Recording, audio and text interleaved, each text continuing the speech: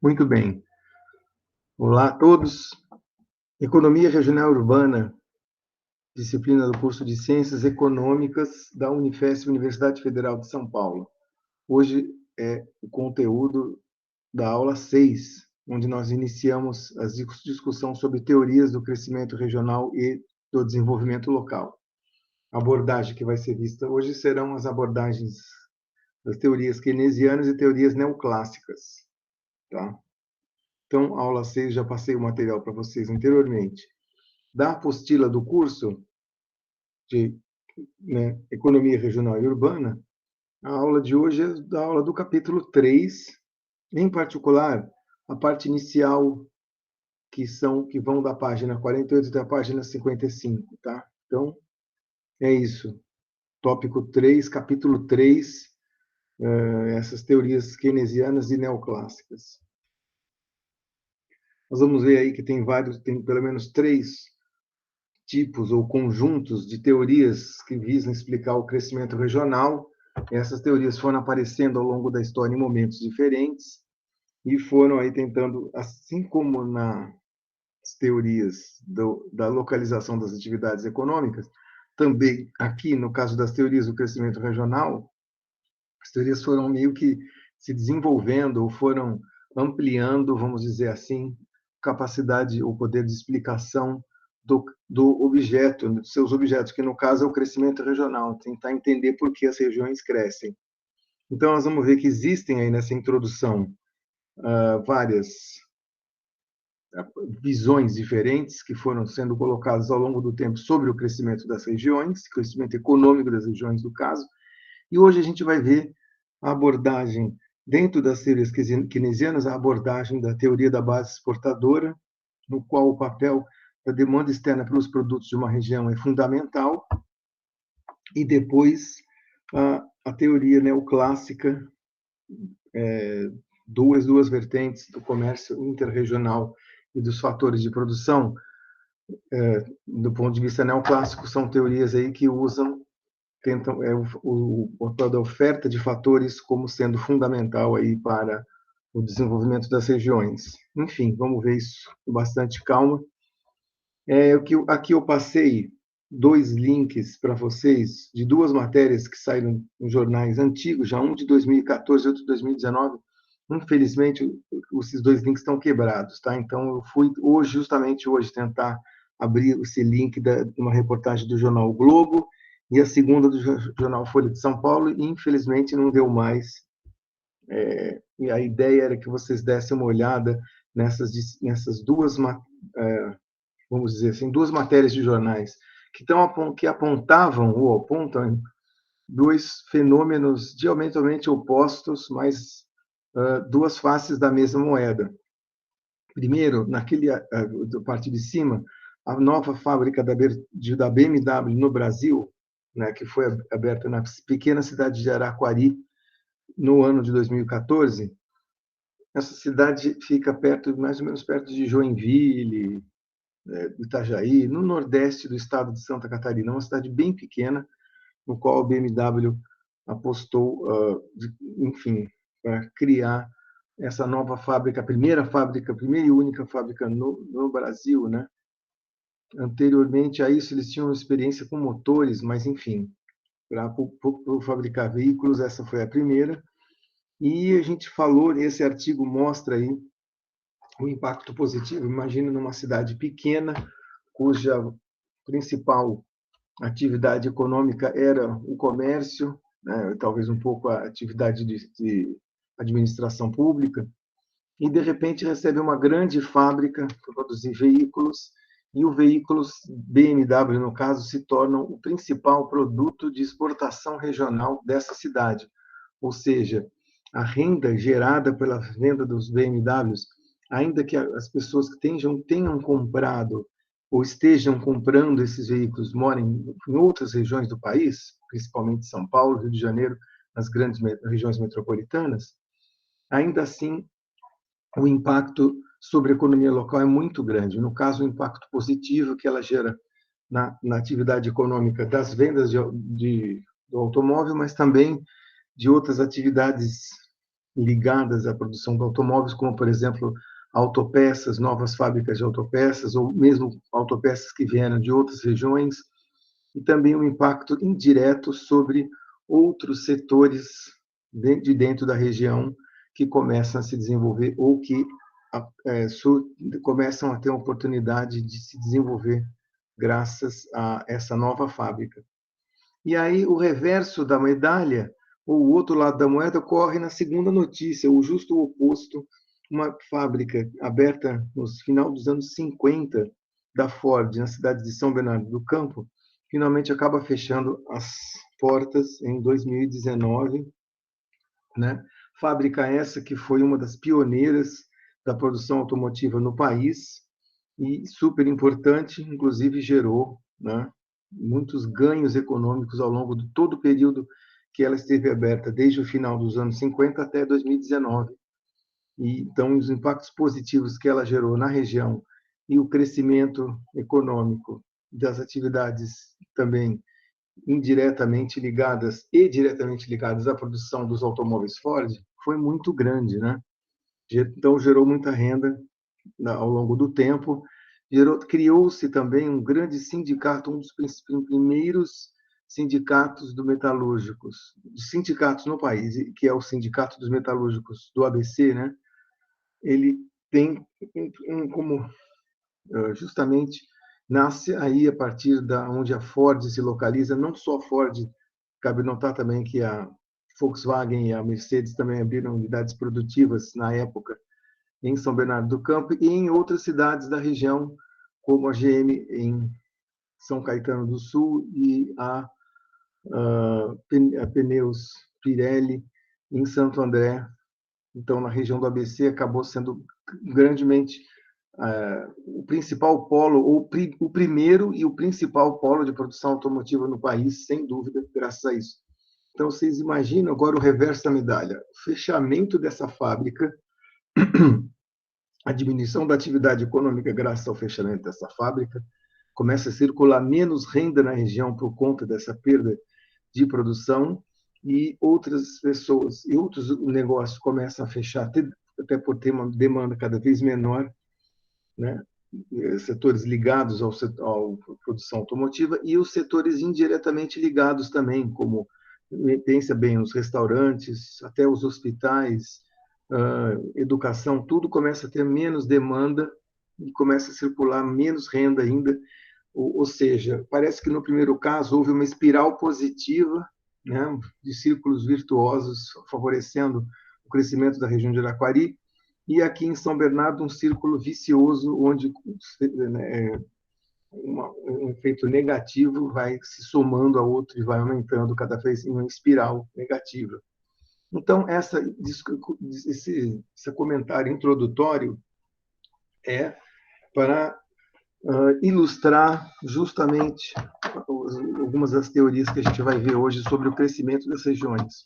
Como esse tipo de fato, uma abertura de uma grande fábrica ou fechamento de alguma grande fábrica, como que pode afetar a economia regional de maneira significativa, impactando muito o seu crescimento regional, né? Então, vamos lembrar, ao longo dessa discussão de hoje, desse fato aí, né? Tanto a fábrica que abriu e a outra que fechou, né? Os impactos regionais disso.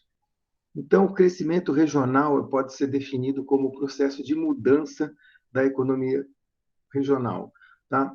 Pode ser mudanças de vários tipos. Você pode ter alguns novos setores se localizando na região ou alguns setores já localizados crescendo, né? A produção e a contratação de emprego e a geração de renda, ou setores locais fechando portas, né? Saindo, né? Então, tem essa mudança regional, seja de uma maneira positiva, gerando renda, produção e emprego, ou uma mudança negativa, perdendo renda, produção e emprego, é o que a gente chama de processo de crescimento regional. E esse aqui é um dos grandes interesses teóricos da economia regional e urbana. O outro, né, também rival, ou tão importante quanto, é a ideia de localização das atividades econômicas. Então, esses dois assuntos sempre já vêm como eu vou dizer, sendo estudados pela economia regional e urbana há bastante tempo, sendo o foco principal da análise teórica desse campo da economia, tá? Na localização das atividades econômicas, que nós vimos aí nas semanas passadas, e o crescimento regional, que vamos ver a partir de agora, e mais aí, pelo menos, essa e mais 2 semanas, tá?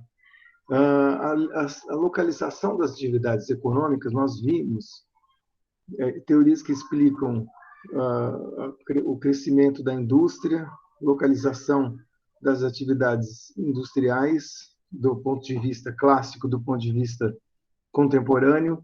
Vimos também o papel das economias de aglomeração, vimos a localização de atividades de varejo através do modelo das áreas de mercado, localização agrícola, né, como que funciona, e também, finalmente, do ponto de vista da economia urbana, como que as pessoas localizam as residências, ou seja, demanda por lugares para morar, né?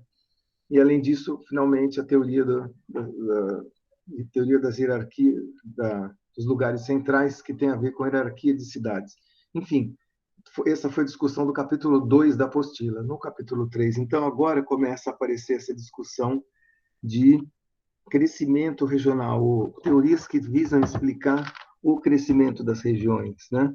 E aí, o ponto principal aqui é tentar entender os aspectos espaciais do crescimento econômico, tá? Não só, como vocês podem ter visto em outras disciplinas, né, desenvolvimento socioeconômico, por exemplo, que a gente pensa no crescimento do país como um todo, na taxa de crescimento, ou nos fatores que afetam aquela taxa de crescimento do país como um todo. Aqui a gente está vendo o aspecto espacial, tá? Porque o ponto é que, como aquele exemplo introdutório das 2 fábricas, esse processo de crescimento regional, ele pode, e via de regra essencialmente localizado espacialmente. Então, você pode ter aí locais ou regiões ou, né, certas localidades crescendo, tendo vamos dizer, uns efeitos positivos de crescimento, e ao mesmo tempo outras regiões estagnadas, sem crescer, e outras até decrescendo do ponto de vista de alguns indicadores, né? Então, essa que é a importância de entender e estudar as teorias do crescimento regional. O aspecto do crescimento, ele é, via de regra, espacial. Existem aspectos espaciais que afetam, e é importante entender que aspectos que seriam esses relacionados ao espaço que afetam o crescimento econômico, tá? Então, é um pouquinho disso aí a nossa discussão de hoje sobre crescimento regional. Muito bem. Primeira coisa, o que seria, então, um indicador de crescimento regional? Ou seja, como medir ou avaliar, de algum modo, tal crescimento, né? Então, aí a gente pode pensar em vários indicadores, vários temas ou modos de ver isso, tá? Até para poder ter se você vai, por exemplo, tentar fazer depois um modelo teórico, ou, ou então um trabalho empírico que visa entender os determinantes do crescimento regional, a questão é como medir isso. Então, que tipo de variáveis que a gente pode utilizar? Tanto variáveis absolutas quanto relativas podem ser utilizadas aqui. Então, eu já mencionei para vocês aí produção, mas também emprego e renda, né? A gente pode tentar ver variações absoluta, per capita, em percentual dessas variáveis aí para tentar medir o crescimento regional. Eu mesmo tenho alguns alunos aí trabalhando com monografias sobre o crescimento regional, e também alunos do mestrado, né, preocupados com a questão dos determinantes do crescimento regional, e um deles aí, por exemplo, utiliza no modelo a variável emprego, variação de emprego como determinante do crescimento regional. Mas, enfim, vários outros podem ser utilizados, enfim. E também, outra coisa que também chama atenção não é só a renda, as variações e mudanças na renda, emprego e produção, mas também nos setores que uma empresa, que uma região possa ter, mix de setores, né? Ou seja, quais setores que aquela região detém, né? Quais setores que ela detém. Então, por exemplo, você pode ter uma região extremamente com poucos setores, significativos naquela região, igual aquela cidade de Santa Catarina ali, pequenininha, que a economia era basicamente comércio e administração pública. Hoje ela tem aí agora, então, produção industrial como sendo um setor importante, né? Então é isso, o mix dos setores, muitas vezes eles podem dar também uma indicação sobre crescimento da região, tá? Inclusive para saber se essas regiões estão umas crescendo e outras não, ou então algumas regiões crescem primeiro, né, e depois começa a crescer mais lentamente, e outras regiões começam a crescer e chegar perto, que é a questão da convergência ou divergência, que eu vou falar mais tarde sobre isso. Tá? Então, existem esses vários indicadores aí que podem nos dar aí pistas ou seriam usados como indicadores para medir, de algum modo, o crescimento regional. Tá, e quais são as questões de interesse que a gente vai ver nessas 3 próximas aulas, quando a gente, à medida que formos apresentando as teorias do crescimento regional? Então, são várias questões. Primeiro ponto, a questão das causas do crescimento, né? Na verdade, o ponto principal, né? O que faz com que as regiões cresçam, né? Então, uma das visões, que é um pouco aí o que a gente vai ver hoje, é o papel das relações externas que uma região tem, que as outras regiões têm, com a região de estudo. Então, por exemplo, sei lá, essa fábrica em Santa Catarina tem uma relação econômica agora de exportação de produto para as grandes regiões metropolitanas de São Paulo. Ou seja, ela está produzindo um produto e exportando para São Paulo, Rio, Belo Horizonte, Porto Alegre, Curitiba, Salvador, Recife, etc., etc., os automóveis BMW que são produzidos naquela cidade pequena. Então, é isso, o papel das regiões, o papel da demanda externa, ou relação que uma região tem com o que acontece fora dela. Tá? Outra questão é o que eu mencionei do mix agora há pouco, né? Ou seja, a questão da estrutura da região. Regiões que são mais diversificadas ou menos diversificadas, será que elas crescem mais ou crescem menos? Tá? Esse ponto é importante. E um ponto relacionado é a questão da convergência versus divergência regional. Aquela ideia de que primeiro algumas regiões crescem e depois elas começam a crescer mais lentamente e outras começam a recuperar, né, o tempo perdido, começa a crescer mais rápido e se aproximar das regiões que cresceram primeiro, tá? O famoso catch-up, né? Tem as regiões que estão catching up, ou chegando mais proximamente do nível econômico das regiões que cresceram primeiro.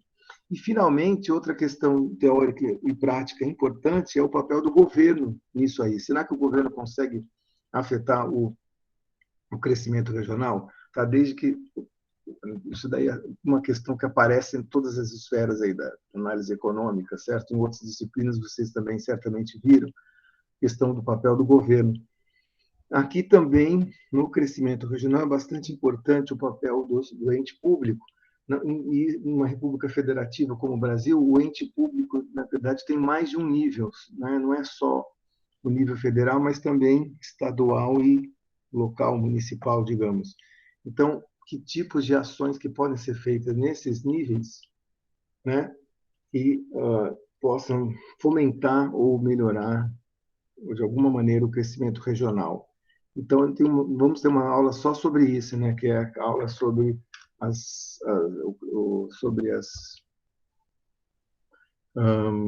possibilidades de crescimento regional.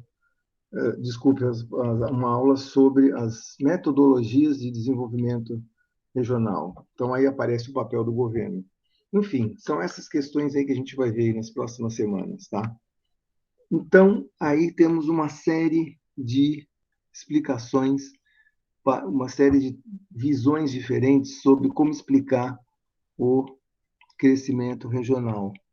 Uma delas, que é a questão da região, do papel da relação externa da região com outras regiões, é essa que a gente vai começar a ver primeiro. a ideia de que regiões, elas, tudo bem, elas podem crescer, decrescer, mas elas estão ligadas economicamente, de algum modo, com outras regiões, né? Então, elas vão ter aí interações com outras regiões. Que tipo de interações? O que a gente chama de interações, ligações para trás e para frente. Então, ligações para trás são ligações com os mercados, com os mercados de fatores ou os mercados de insumos que fornece para esse determinado setor que a gente está analisando. Então, ligação para trás do setor automotivo, no caso, seria a ligação com o setor de autopeças, com o setor de pneus, com o setor de tinta, etc, etc. Já as ligações para frente são aquelas que têm a ver com os mercados para frente, né, que estão à frente daquele setor. Então, por exemplo, o setor automotivo ele se liga para frente com as distribuidoras de veículo e com o cliente final. Então, existem esses tipos de ligações, não podemos, que são chamadas em conjuntos de ligações verticais. Tanto as ligações para frente como para trás são as ligações verticais. E também cabe mencionar que existem, eventualmente, dentro dos setores, ligações que também possam ser importantes, as chamadas ligações horizontais. Então, são empresas concorrentes, né? Justamente são concorrentes, mas elas podem ter algum tipo de arranjo, muitas vezes arranjos cooperativos, que possam também fazer com que haja ligação dentro do próprio setor. Então, também no setor automotivo já houveram casos aí de já houve casos de parcerias entre empresas concorrentes, né, como a formação da Auto Latina entre os anos de 1988 e 1993, que se tratou de uma parceria entre Volkswagen e Ford. O que elas fizeram basicamente foi dividir alguns modelos. Então, elas dividiam os custos de produção, dividiam o custo de design dos automóveis e depois o automóvel pronto final recebia uma marca, ou Volkswagen ou Ford. Então, por exemplo, na época tinha o Volkswagen Santana e o Ford Versalhes, que eram basicamente o mesmo automóvel, mesmo design, mesmas autopeças, e só o acabamento final era feito separadamente pela Volkswagen e pela Ford. Então, você tem aí vários casos de ligações horizontais que também são importantes. E também outra no setor automotivo foi uma parceria entre Fiat e Peugeot, no qual a Fiat forneceu os motores para os automóveis Peugeot durante algum tempo. Enfim, está aí a história cheia de exemplos de ligações horizontais. Não só as verticais são importantes, mas muitas vezes as ligações horizontais também ajudam a explicar crescimento regional. Mas antes ainda de ver em detalhe o nosso assunto de hoje, que é esse ponto aqui, número 1, o assunto de hoje, vamos novamente salientar que existem basicamente três filosofias ou três conjuntos de explicações para o crescimento regional. Na verdade, são explicações até colocadas de maneira temporal, né? De maneira diferente, colocados temporalmente de maneira diferente. Ou seja, elas apareceram em momentos do tempo diferentes. Então, por exemplo, a teoria keynesianas e neoclássicas são explicações para o crescimento regional que surgiram durante os anos 50 e já adentrando aos anos 60, tá? Que vão explicar daqui a pouco, como a gente vai ver, utilizando uma noção de espaço, no qual o espaço ele é discreto e uniforme. Tá? Depois eu vou explicar isso em mais detalhe, mas a ideia é, embora sejam dois conjuntos diferentes, o modo como elas veem o espaço é aquela ideia do custo de transporte. Né? O espaço é o mesmo, ele é uniforme, ou seja, não existem coisas como, sei lá, montanhas ou aglomerações que fazem montanhas e rios que fazem acidentes geográficos que introduzem custos de transporte, né? Dificuldades de acessibilidade, e também não utilizam ideias de que economia e aglomeração, por exemplo, são importantes. Essas duas coisas vão aparecer nas outras duas teorias, mas na primeira, o espaço é visto como uniforme e, portanto, só tem a ver com o custo de transporte, mais nada. Mas, enfim, daqui a pouco vamos falar sobre esse conjunto de explicações dos anos 50 e 60. Já nos anos 70, 80 e 90, surgem as teorias do desenvolvimento econômico local, são as primeiras explicações para o crescimento regional que levam em conta o papel das economias de aglomeração, quão importantes são o fato de que existe uma série de fatores, tanto do lado da oferta quanto do lado da demanda, que fazem com que empresas se aglomerem e essa aglomeração vai afetar o crescimento regional. Tá? Então, já é um espaço chamado de diversificado, ou seja, a gente pensa aqui que nesses lugares onde ocorrem as aglomerações, né, vão ser espaços de crescimento maior, enquanto outros lugares que não conseguem ter essas aglomerações vão ter justamente aí um crescimento menor. Então, por isso que o espaço é diversificado, né? Umas regiões crescem mais e outras menos. Crescimento é diversificado.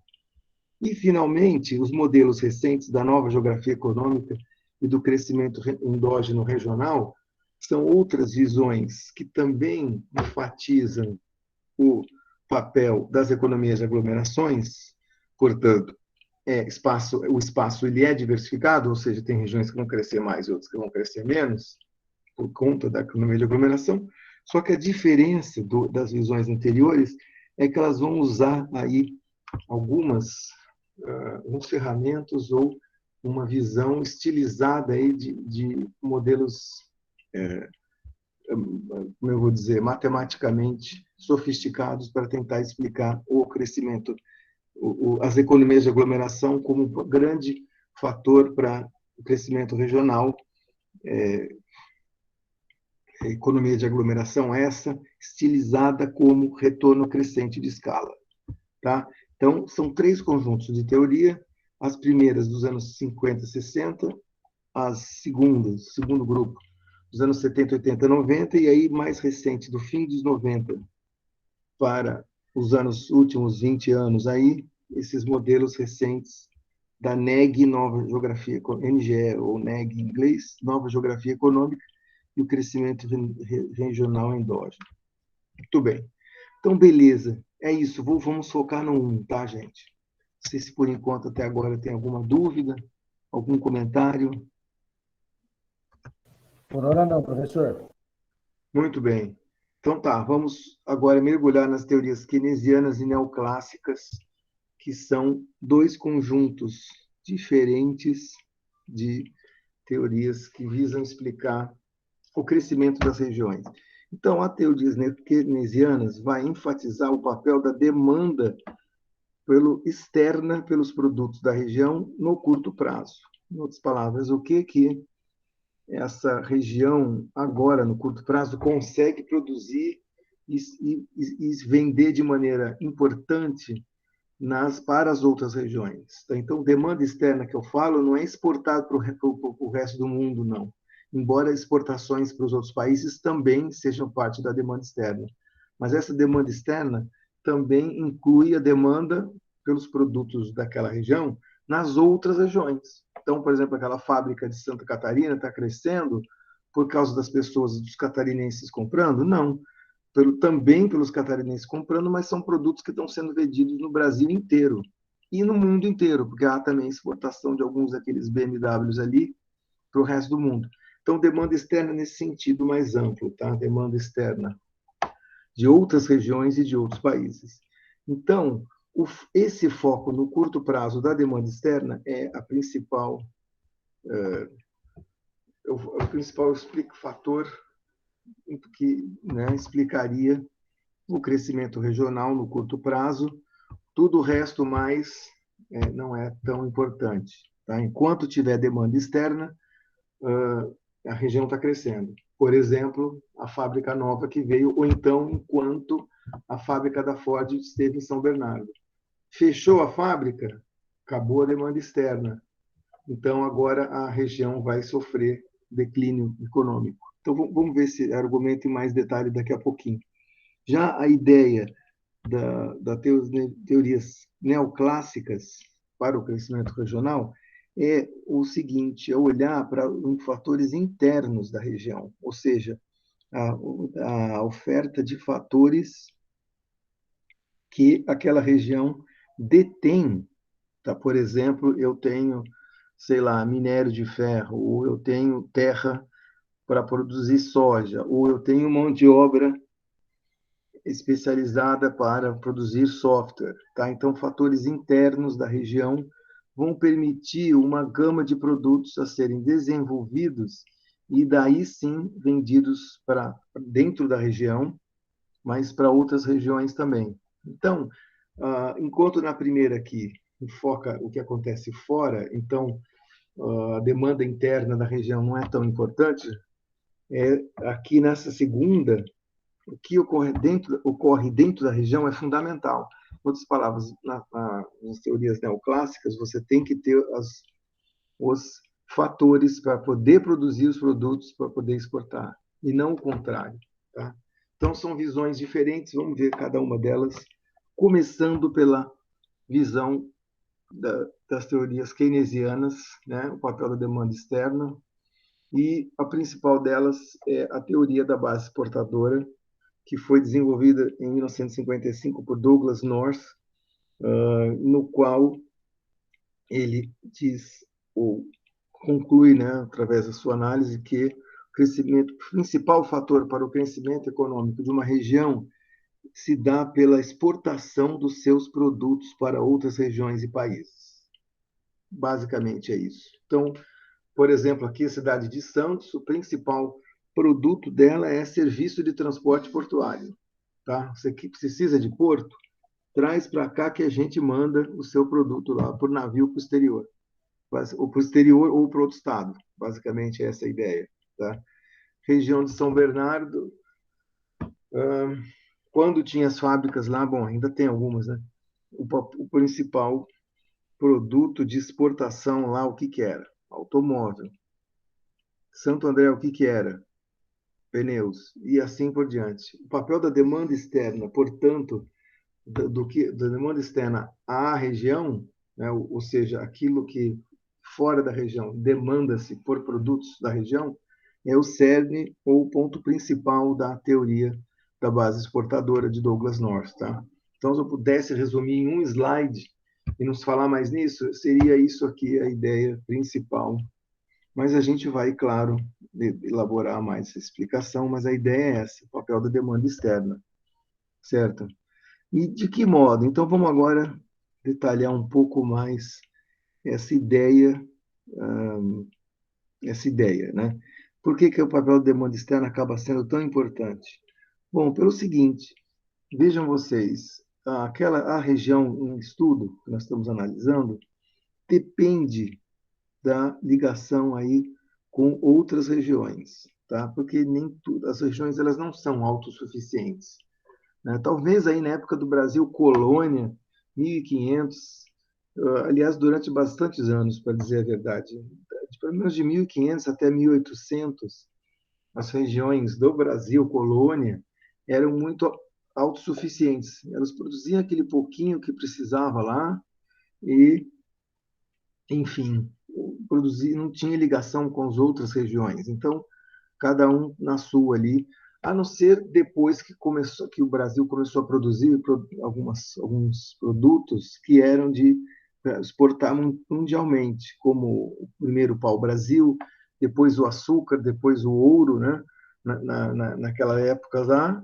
Enfim, aí esses produtos que eram vendidos para o resto do mundo, né?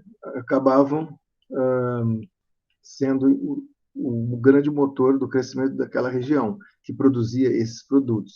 Então, no Brasil, colônia, o pau-brasil aí no Nordeste, depois o açúcar no Nordeste, depois o ouro em Minas Gerais, eram aí fatores importantes. Mas isso daí, mesmo isso, exemplo simples, mostra a interdependência. Né? Ou seja, vamos pensar em Minas Gerais. Minas Gerais cresceu, Belo Horizonte, Ouro Preto, aquelas cidades cresceram por quê? Porque o ouro que era extraído ali era vendido para outras regiões. Então, tinha demanda por aquele produto nas outras regiões. Então, essas ligações, elas são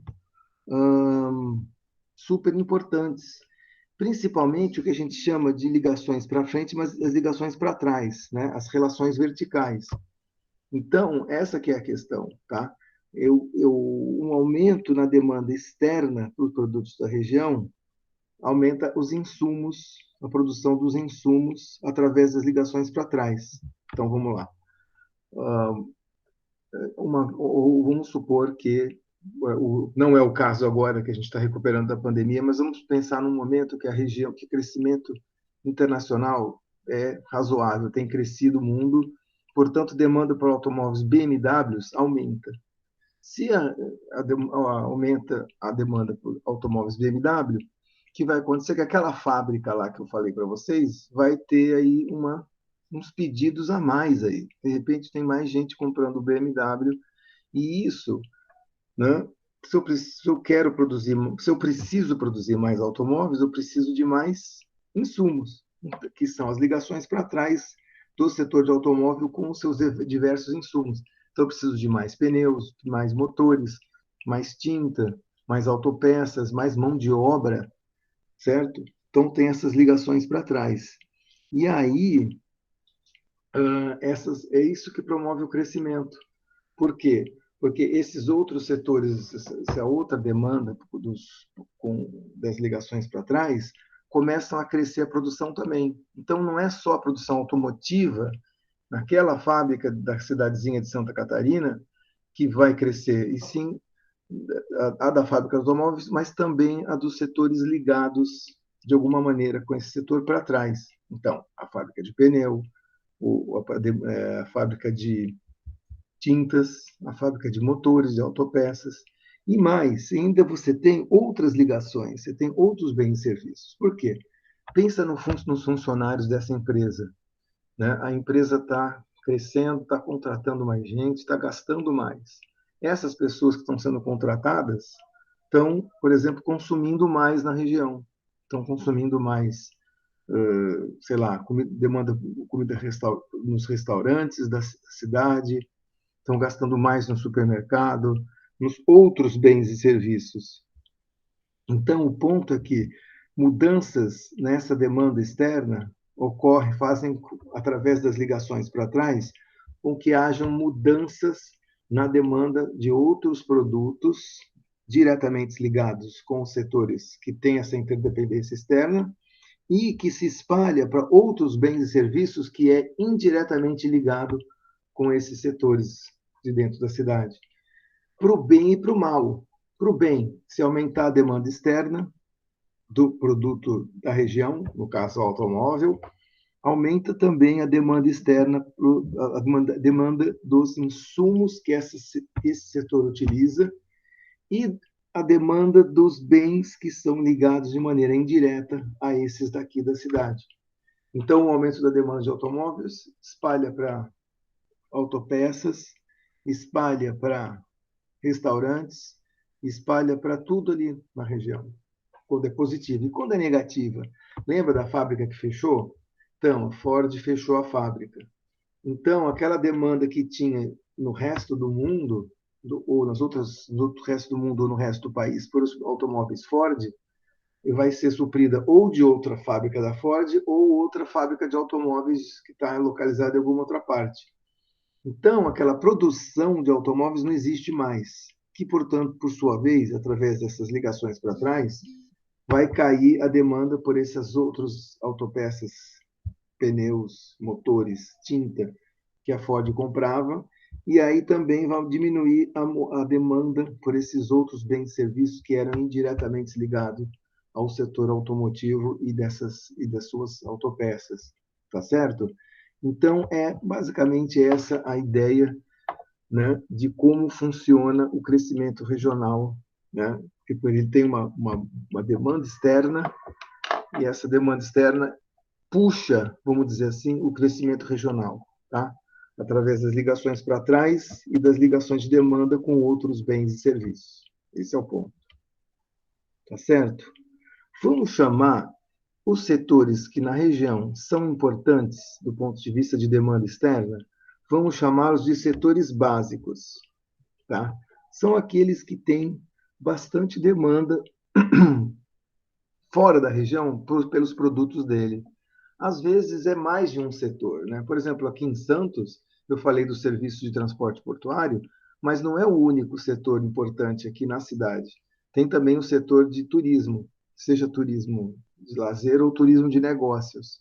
E se eu pensar na região um pouco maior, não só Santos, mas pensar em, sei lá, Guarujá, Cubatão, Praia Grande, indo para Bertioga, Mongaguá, Itanhaém, Peruíbe, 9 cidades da região metropolitana da Baixada Santista, a demanda da RMBS, que é a região metropolitana da Baixada Santista, a gente vai ter demanda externa de alguns setores aí, mais de um setor.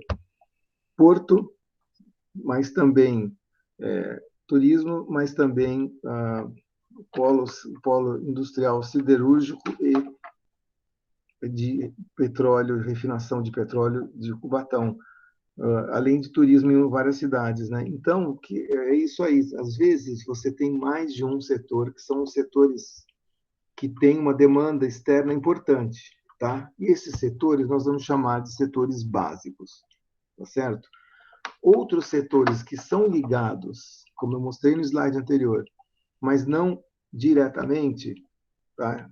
São os setores não básicos. Então, naquele exemplo lá, eu falei lá, sei lá, os restaurantes, o comércio e varejo em geral costuma ser um setor não básico, tá? O comércio de varejo, o comércio de atacado, porque é isso, se cresce a renda numa região, as pessoas que moram na região vão gastar com esses outros setores aí, que são indiretamente ligados, que são, então, setores não básicos. Beleza? Setor básico e setor não básico. Setor básico, aqueles que têm demanda externa forte pelos seus produtos. Setores não básicos, os outros setores que são ligados indiretamente aos básicos. Tá. E aí, o que acontece? Acontece o seguinte, eu já mostrei para você, já argumentei aqui, a importância desse papel da demanda externa. Então, a demanda pelos produtos básicos, ela meio que, quando ela cresce, ela se espalha para os outros setores não básicos, ela meio que multiplica aquele efeito. Isso é chamado de efeito multiplicador. Quando cresce o setor o setor básico cresce, e em crescendo, ele puxa também a demanda dos setores não básicos, tá? O efeito multiplicador. E é isso, tá? O efeito multiplicador, seja renda, seja emprego, ou seja produção, seja qual das três variáveis você utilize, vão existir efeitos multiplicadores importantes, tá? Em outras palavras, a demanda, a produção, ou o emprego, ou a renda gerada pelo setor básico da demanda externa se multiplica espalhando para os setores não básicos, tá certo? Então, o efeito multiplicador, de novo, para o bem e para o mal, o efeito multiplicador, ele espalha ou multiplica efeitos positivos ou negativos pela região. Então, vamos lembrar de São Bernardo, quando fechou a fábrica, o efeito multiplicador foi negativo, né? Ele acabou aí, né, com a produção, a renda e o emprego no setor automotivo, mas isso daí fez também com que esses outros setores não básicos também perdessem produção, emprego e renda. Então, efeito multiplicador é para o bem e para o mal, positivo ou negativo. Tá, vocês vão lembrar de macro 1, provavelmente, a macro keynesiana, y igual a C mais X mais M. Não, C mais X menos M. Mas cadê o investimento e os gastos do governo? Então, tá aí, deixa de lado, né? Coloca o gasto de governo junto com C e coloca o investimento também, de modo que a produção total macroeconômica é C mais X menos M, tá? Onde Y é renda, C é consumo, X exportações e M importações. Tudo bem. Então, eu vou dizer para vocês que isso aqui é macro, é um modelo keynesiano da demanda agregada macro para o país como um todo. Mas para uma região, quando você faz a contabilidade regional, é a mesma coisa. Então, essa equação aqui em azul, aqui, ela pode ser também para as regiões, tá? E eu vou dizer uma coisa também, que os efeitos do X, do C e do M são esses que estão dados aqui. Por exemplo, o X, as exportações, ele é efeito exógeno, ou seja, acontece lá fora. Em outras palavras, a região não tem o menor controle sobre suas exportações. Por quê? Porque a exportação é a demanda externa, ela vem de fora. Então, tem tempo aí que você está exportando adoidado, está todo mundo comprando, X positivo. E tem meses aí, né, vem aquela pandemia e tal, que o X fica negativo, tá? É exógeno nesse sentido. O X, ele é constante. Já o consumo, nós vamos assumir nessa análise aqui, que ele é proporcional à renda. Ele é proporcional à renda ou produção, como você preferir, né? Mas vamos dizer renda. O consumo é proporcional à renda. Então, as pessoas, sei lá, consomem 60% da sua renda, algo assim. Esse Czinho é isso, é a porcentagem, é o 0,6. Quanto da renda que eu consumo. Então, Czão é igual a Czinho Y nesse sentido, tá? Ele é proporcional. E aí eu vou assumir também que as importações também são proporcionais à renda. Porque o que é importação? Nada mais é do que um consumo, só que consumo de produtos produzidos fora da região ou do país. Né? Então, M grande, que são as importações, ela é uma porcentagem da renda. Vamos dizer que, sei lá, 5%. Tá? 5% da minha renda eu importo. Eu trago perfumes, automóveis, coisas de fora. O que eu vou fazer agora? Eu vou inserir esse M e esse C e esse X na equação geral do modelo keynesiano e vai dar isso aqui, ó. Vai dar que o Y é igual a 1 sobre 1 menos Czinho menos M vezes X, tá? Como que eu consegui isso? É só fazer aí o passo a passo matemático, quem gosta pode tentar fazer isso mais tarde, mas se você substituir todas essas coisas que estão aqui nesse modelo, você vai perceber que y é igual a 1 sobre 1 menos c menos m, fecha parênteses, vezes x. Tá, o que é Czinho e o que é m? Isso aqui são número 1. Número 1. O que é o Czinho e o que é o m? São porcentagens. Sei lá, 0,6% que é o consumo, 0,05% que é a importação. Então, são numerinhos, tá? Ou seja, são constantes. Então, tudo isso aqui, ó, tudo isso aqui é uma constante. Vai variar entre 0 e 1, não sei te dizer exatamente qual, mas é uma constante. Depende de quanto for o seu Czinho, o seu Mzinho. Vezes X, vezes exportação. Ou seja, olha o resultado. Renda é um número vezes as exportações. Renda é um número vezes as exportações. Então, o que acontece é que a renda de um país, ela tem a ver com esse número vezes quanto a região exporta. E lembra que o que ela exporta é exógeno? Então, pode ser positivo, pode ser negativo, sei lá, depende de como que está, mas o ponto é que isso mostra para a gente o efeito multiplicador. Né? Esse 1 sobre 1 menos C menos M é um multiplicador, que vai ser, sei lá, chuta aí, 80%. Então, a renda ela é 0,8% ou 80% das exportações. Então, o que eu estou querendo dizer para vocês é que isso prova a ideia, ou mostra, pelo menos por esse modelo, a ideia do Douglas North, de que o papel da demanda externa é importantíssimo para o crescimento da região, uma vez que a sua renda, Y, ela está ligada intrinsecamente, multiplicada pelo quanto a região exporta. Se a região exporta mais, feito um multiplicador positivo, renda maior. Exportação, a região exporta menos ou negativo, vai afetar a renda, né? Vai ser menor ou vai ser negativa. Esse é o ponto. Então, o que eu quero dizer para vocês é, se você usar a variável emprego, ou renda, ou produção, você vai obter o mesmo resultado. Qual o resultado? De que a renda, produção, emprego, ela é multiplicada pelas exportações, ou seja, existe um efeito multiplicador das exportações. E exportação do quê? Do setor básico.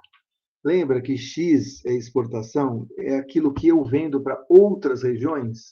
São os automóveis BMW de Araquari, em Santa Catarina. são os automóveis da Ford em São Bernardo, são a venda de serviços de transporte portuário aqui em Santos. Esse papel, esse setor externo, que é o setor básico, né, tudo que ele consegue vender e exportar, ele é proporcional à renda da região. Ou seja, ele multiplica, se você pegar esse multiplicador aqui, vezes a exportação, vai dar renda. Então, a região vai ser tão rica quanto forem suas exportações. Então, a demanda externa é crucial para explicar o crescimento ou a renda regional. Esse é o ponto. Muito bem. Então, até agora, já falei para vocês qual que é o ponto da teoria da base exportadora, né? Ou seja, os setores básicos, né, são os que têm uma demanda externa pelos seus produtos, e esse setor básico vai exercer um efeito multiplicador pela região, tanto para o bem quanto para o mal. Se ele crescer, a região vai crescer como um todo. Se decrescer, a região vai decrescer. Então, essa é a ideia. E olha só, vou também colocar essa mesma ideia em 7 passos, né, que o Douglas North colocou na época da apresentação ou desenvolvimento da teoria da base exportadora, né? Como que ele mostra que o crescimento da demanda externa é importante, ou melhor, fundamental para explicar o crescimento regional. Através desses 7 passos ou 7 estágios pelos quais uma região se desenvolve, tá? Primeira coisa, então me acompanha aqui, porque eu tenho certeza que vocês já entenderam a ideia da base exportadora, o papel da base exportadora, mas vamos ver como que isso se dá ao longo do tempo, de acordo com Douglas North. Tá? Primeira coisa que ele menciona é o seguinte: toda região aí tenta desenvolver uma base exportadora. Tá? Pode ser serviços portuários aqui em Santos, pode ser mais de uma base exportadora, lembrando, não só o serviço portuário, mas também demanda por lazer, né? Então, turismo de lazer, de negócio. Então, uma região vai tentar desenvolver a base exportadora, tá? Umas regiões têm mais sucesso ao fazer isso, outras menos, dependendo da demanda externa que existe sobre essa base exportadora. E por que tem algumas cidades aí que tem uma base exportadora muito fraca e cresce pouco a cidade? Justamente porque essa base exportadora geralmente tem a ver com produtos, né, básicos que têm demanda fora. Quando essa base exportadora é algo como comércio, depende do que acontece dentro da região, geralmente esse processo ele é mais lento ou mais vagaroso, né? Então, o importante é tentar entender qual que é a base exportadora da região que você mora, da cidade que você mora, do estado que você mora. Tá? Então, qual é a base exportadora? A base exportadora, segundo Douglas North, são aqueles produtos básicos e que explicam o crescimento da sua renda, né? Então, esses setores vão capitanear ou fazer a região crescer. Tá bem, já entendemos. Mas a questão é, base exportadora, por que então você está me dizendo que Santos é a base exportadora, pelo menos desde o fim do século XIX, a base exportadora de Santos é o Porto. Mas por quê? O que fez? Então, para explicar isso, como que você consegue desenvolver uma base exportadora, você tem que olhar para a região e ver quais aqueles fatores fatores locacionais fizeram com que se desenvolvesse aquele setor naquela região, tá? E essa resposta para isso não é tão simples. Para isso, a gente vai precisar um pouco daquela discussão que nós tivemos nas aulas anteriores sobre a localização das atividades econômicas. Vocês lembram dos fatores locacionais, né, que a gente discutiu lá? Enfim, podem ser mais de um. Por exemplo, no caso de Santos, foi que, além de ser uma cidade no litoral, né, e o porto são feitos em geral no litoral, mas obviamente que existem portos de rio também, né? Buscaram um porto numa região que fosse relativamente próxima à região que estivesse exportando os produtos daquela região. No caso, o Porto de Santos só vai se desenvolver de verdade com o ciclo do café. Quando esse ciclo do café finalmente chega em São Paulo, no estado de São Paulo, porque ele inicia no estado do Rio, depois que ele vem para o Vale do Paraíba, né, São José dos Campos, e depois vem para Campinas, e aí sobe para Ribeirão Preto, quando chega no estado de São Paulo, a demanda de São Paulo, do estado das outras regiões, era café. E aí que eles falaram, não, mas a gente precisa exportar esse café para os Estados Unidos, que está comprando, e para a Europa, que está comprando. Como é que a gente faz? Tem que mandar para um porto. Qual o lugar mais perto? Viram que era Santos, aí tentaram fazer aí uma estradinha ruim primeiro, depois uma estrada de ferro que ligava Santos até Jundiaí, por exemplo. E aí esse café pegava, né, descia do trem, descia a baixada e vinha aqui para o Porto de Santos. Aí que Santos conseguiu desenvolver. Então, tá, a demanda externa é importante para os produtos, mas a questão é o que explica a demanda externa? Por que aquela região desenvolveu uma demanda externa? Então, em geral, aí diz Douglas North, é que um ou mais fatores locacionais vão fazer com que aquela região se desenvolva. Vamos pensar outro exemplo, oeste da Bahia. O oeste da Bahia é um grande exportador de soja, tá? Alguma coisa fez com que aquela região desenvolvesse a soja. E o que seria? Primeiro, a presença de bastante terra, né, num ambiente meio que de cerrado, que a gente chama, né, uma vegetação de cerrado, onde é fácil para você plantar soja. E segundo, é que surgiu ali como extensão da soja de outras regiões. O Brasil começou a produzir soja no Paraná e no Rio Grande do Sul, depois subiu para os dois Mato Grossos, Goiás, e aí chegou finalmente a produção de soja no Tocantins, Maranhão, Piauí e Bahia, na região oeste do estado. Então, sempre tem um fator locacional que ajuda essa demanda externa. Tá? Minas Gerais, por exemplo, por que desenvolveu o setor de mineração? Era a presença do minério, era ali que estava o minério. Então, a Vale do Rio Doce, que foi fundada em 1940 e 40 alguma coisa, não lembro exatamente que ano, a Vale do Rio Doce, ela, né, começa a desenvolver aquela região ali de perto de Belo Horizonte, aquelas cidades, na produção de minério, porque é ali que estava o minério. Então, sempre tem um fator locacional em geral que faz com que haja, que crie que seja possível criar a produção local, né? Tá, que cria a produção local, mas lembrando que a demanda é externa, tá?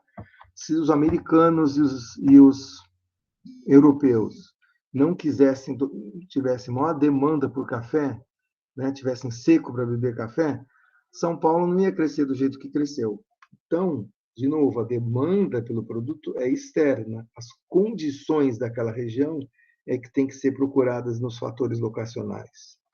Isso é um ponto importante para entender, tá bom? Então, esse primeiro ponto é isso. Qual a sua base exportadora? Ah, café. Por que café? Porque tem algum fator locacional ali que me favorece produzir café. Mas tem que existir a demanda para o café, porque se não existir, milagre não vai acontecer, né? 2. Aí, então, agora eu falo um pouquinho mais dos fatores locacionais. Tem mais de tipos de fatores locacionais com que permitem, ao longo do tempo, que a sua região consiga desenvolver uma base exportadora. Por exemplo, custo de insumo baixo, né? Custo de capital, trabalho ou terra. Lembra, Bahia aí tem muita terra lá no oeste. Disponibilidade de infraestrutura, né? Antes não existia, sei lá, um linhão de energia elétrica. Agora trouxeram um linhão de energia elétrica. O governo, agora eu posso produzir coisas que sejam intensivas em energia elétrica. Política de governo. Uai, às vezes algum governo, governo federal ou algum governo de algum estado ou de algum município vai lá e banca, né, com impostos, subsídios, etc., o desenvolvimento daquele setor. ou mesmo mudanças tecnológicas. Porque a produção em larga escala de soja pelo Brasil é uma coisa meio recente, sabe? Tem uns 40 anos aí, no máximo. E aí foi umas pesquisas da Embrapa, né, Empresa Brasileira de Pesquisa Agropecuária, possibilitaram o desenvolvimento da soja no Brasil em larga escala. E aí essa mudança tecnológica permitiu que não só Paraná e Rio Grande do Sul, mas outros estados que detinham fatores locacionais pudessem desenvolver a produção da base exportadora delas atual, que é, no caso, a soja. Beleza? Então, ó, base exportadora, demanda externa. Qual é a demanda externa? Segundo, qual é o fator locacional que permitiu com que você desenvolvesse aquela demanda externa? 3, renda. A base exportadora, ela é o setor mais importante. São os setores básicos que eu já falei para vocês. E assim sendo, como a base exportadora é a mais importante, ela que vai determinar o nível de emprego e de renda na região. Não são os outros setores, os setores não básicos. Né? O que eu falei anteriormente é que os setores não básicos, eles crescem quando o setor básico, que é a base exportadora, cresce, certo? Mas, enfim, eles só crescem porque o crescimento da base exportadora se espalha para outros setores. Tá? Então, sabe esse cidadão aí da soja, ele precisa de comprar, para produzir soja, ele precisa de defensivo agrícola, ele precisa de adubo, e aí outros setores na região vão começar a se desenvolver, justamente o carinha que produz adubo, ou que vende adubo, né? E também todos esses insumos agrícolas. Então, esse número 3, o ponto aqui, é que a base exportadora se espalha para os outros setores, né, do jeito que já foi mencionado anteriormente. Reforçada, aqui está dizendo que depois de criada essa base exportadora, uma região cria, essa dependência que aquela região tem da base exportadora, ela é reforçada ao longo do tempo. No seguinte sentido, imagina, o oeste da Bahia não tinha nada economicamente importante. Agora ela tem a soja. Ao longo do tempo, os produtores de soja vão reinvestindo seus lucros, vão comprando mais terras, vão aumentando a produção, de modo que aquela dependência, aquela região vira mais ainda, né? A soja vira mais ainda a base exportadora daquela região. Esse que é o ponto. Tá? E uma série de coisas faz isso. Por exemplo, isso que eu mencionei agora, os investimentos, as pessoas reinvestem. Tá? Investimento em pesquisa e desenvolvimento, quando o governo dá subsídios, né? São coisas que fazem com que uma região que tinha uma certa base exportadora vai lá e fica mais forte ainda naquela base exportadora. Tá? Número 4. 5. Só que o crescimento ele é desigual. Tá? Ele se dá através do efeito multiplicador. De novo, vamos pensar no cara que produz soja na Bahia, no oeste da Bahia, e que compra esses outros insumos, então, como adubo e defensivo agrícola. Os setores de adubo e defensivo agrícola vão crescer graças a esse efeito multiplicador do crescimento da soja. Só que esse crescimento é desigual, tá? Tudo bem que a soja está crescendo 10% ao ano, os insumos podem crescer, sei lá, 8% ao ano, e aí outros setores também vão crescer. Por exemplo, hotel na região. Tenho certeza que antes do crescimento da soja não devia ter um hotel na cidade, e olhe lá. Tá? A principal cidade do oeste da Bahia lá é Barreiras, mas tem também Luiz Eduardo Magalhães, são duas cidades grandes da região. Imagino que nenhuma ou nem outra tinha hotéis na região, mas agora, justamente pelo crescimento da soja, eles recebem gente de fora, recebem investidores, enfim, várias outras coisas. Então, os outros setores vão crescendo também. Infraestrutura. Aposto que a estrada era de terra, de repente a estrada foi asfaltada, de repente a estrada foi duplicada, de repente um aeroporto regional virou Um aeroporto de uma pista de terra virou um aeroporto regional importante. Então, outros investimentos vão sendo feitos na região, né? E esse efeito multiplicador vai fazendo o seu impacto aí sobre a região, de maneira desigual, sim, mas vai fazendo o seu impacto. Que mais? Muito bem.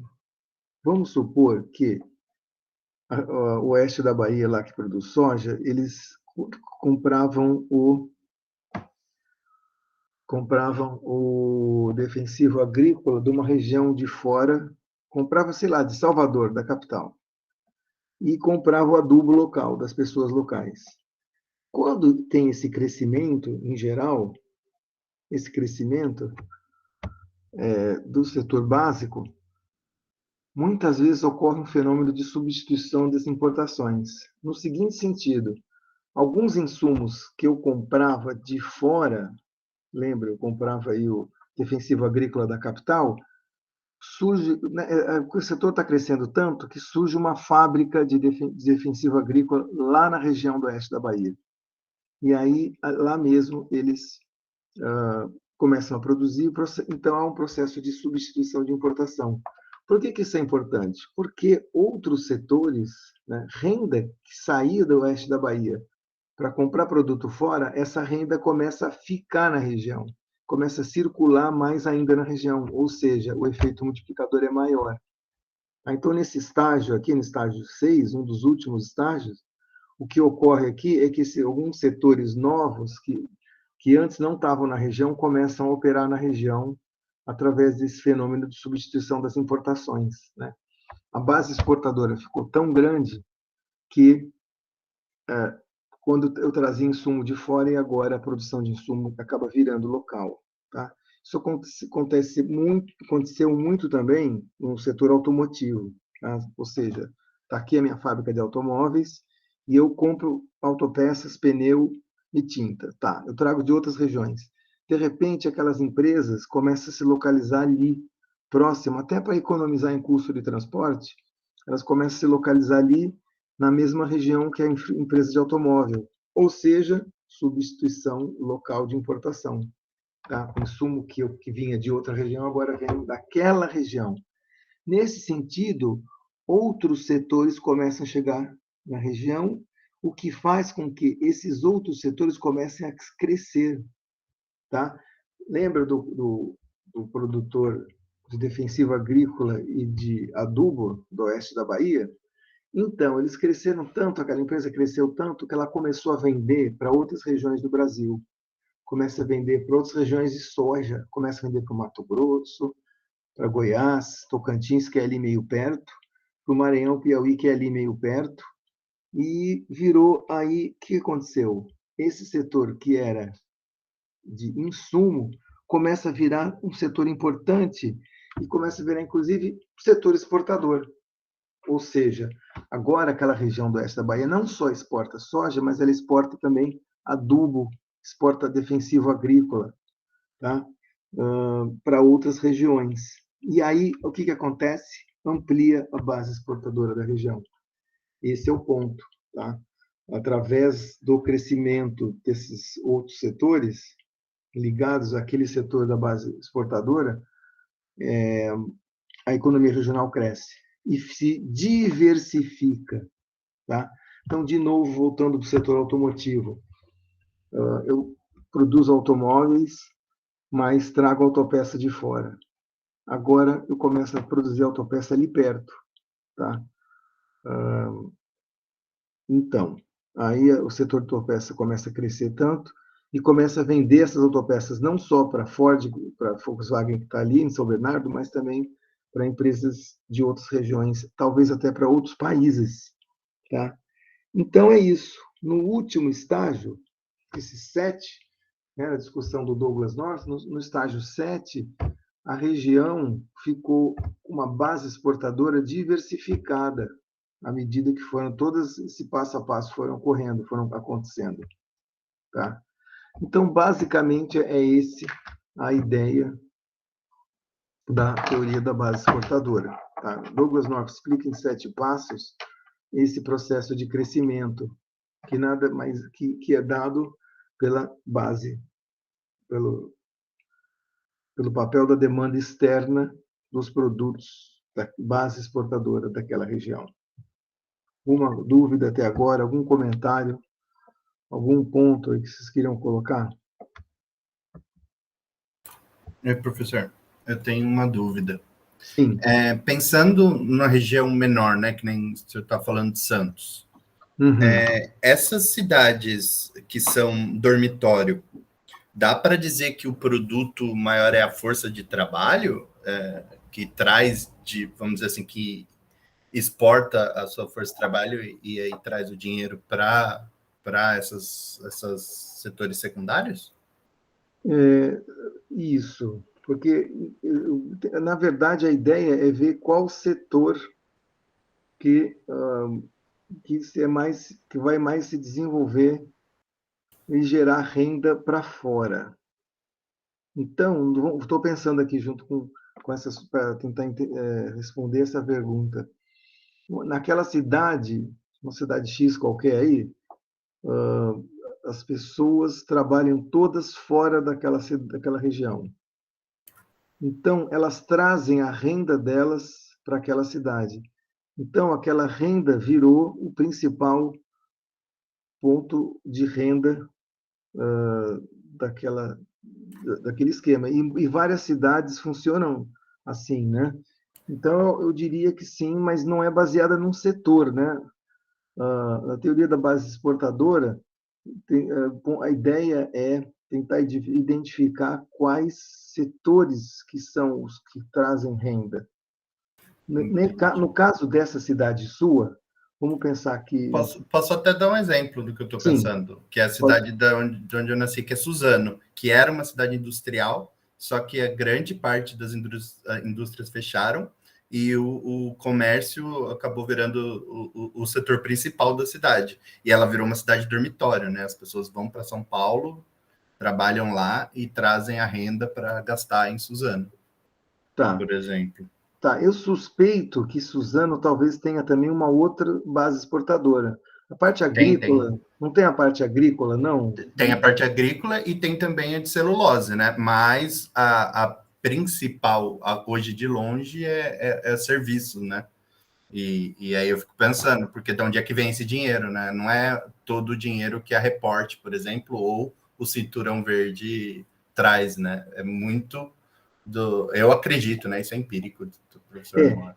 Exatamente. Aí teria que ver empiricamente. Dá para fazer isso? Por exemplo, não sei aí qual cidade que o seu grupo pegou, mas vamos supor que se o grupo tivesse pegado justamente Suzano.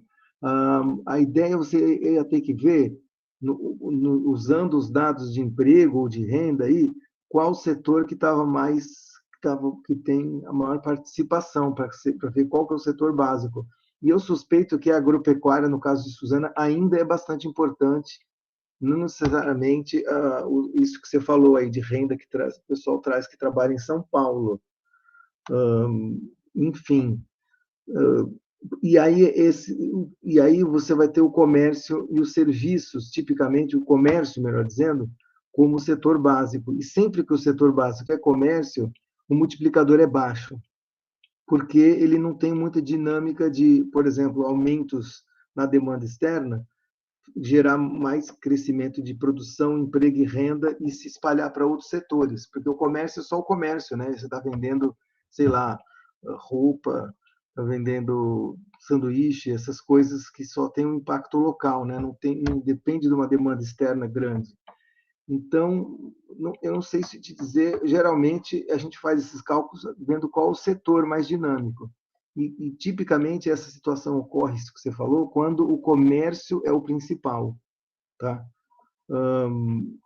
Enfim, não sei se eu respondi totalmente, mas eu suspeito que no caso de Suzano tem a ver, sim, com a parte agrícola. Suzano não é vizinho de Mogi da Cruz? Mogi das Cruzes? Sim, era distrito que virou cidade. Isso. Então, as duas têm produção de legumes, legumes, verduras grande, inclusive as feiras aqui de Santos, por exemplo, feiras feira de produtos agrícolas, são produtores daí, né? De lá e de Mogi, de Suzano, se eu não me engano. Sim, sim, é um setor importante, sim. É isso.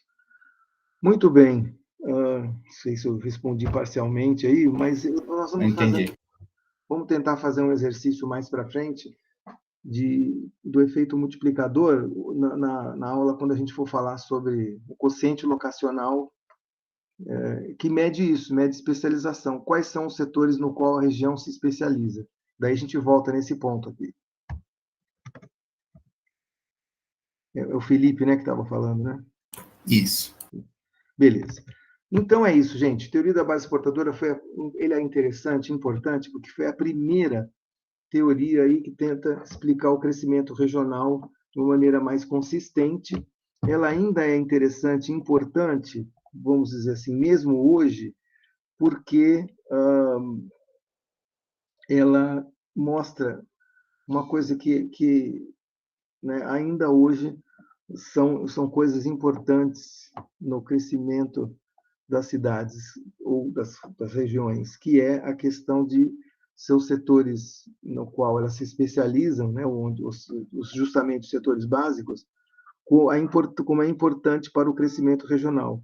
Então, de novo, aqui, a Cubatão, que é uma cidade vizinha aqui de Santos, teve um problema, está tendo ainda um problema muito sério, porque Cubatão, os principais setores básicos são o polo industrial siderúrgico e o polo petroquímico da refinaria da Petrobras, né?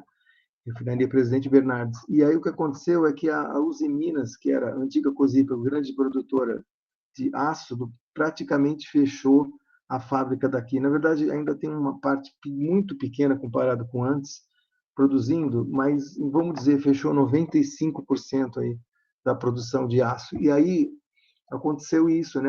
Assim como no caso de São Bernardo que eu estava mencionando, a economia local aí foi seriamente afetada porque o seu setor básico aí, um dos setores básicos aí sofreu um grande problema, né?